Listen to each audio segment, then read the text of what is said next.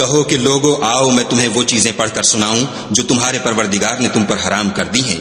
उनकी निस्बत उसने इस तरह इरशाद फरमाया है कि किसी चीज को खुदा का शरीक न बनाना और माँ बाप से बदसलूकी न करना बल्कि सलूक करते रहना और नादारी के अंदेशे से अपनी औलाद को कत्ल न करना, क्योंकि तुमको और उनको हम ही रिज्क देते हैं। और बेहयाई के काम जाहिर हों या पोशीदा उनके पास न फटकना और किसी जान वाले को जिसके कत्ल को खुदा ने हराम कर दिया है कत्ल न करना मगर जायज तौर पर, यानी जिनका शरीयत हुक्म दे।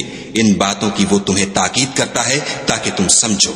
और यतीम के माल के पास भी न जाना मगर ऐसे तरीक से कि बहुत ही पसंदीदा हो, यहाँ तक कि वो जवानी को पहुंच जाए। और माप और तोल इंसाफ के साथ पूरी पूरी किया करो। हम किसी को तकलीफ नहीं देते मगर उसकी ताकत के मुताबिक। और जब किसी की निस्बत कोई बात कहो तो इंसाफ से कहो, गो वो तुम्हारा रिश्तेदार ही हो, और खुदा के अहद को पूरा करो। इन बातों का खुदा तुम्हें हुक्म देता है ताकि तुम नसीहत कबूल करो।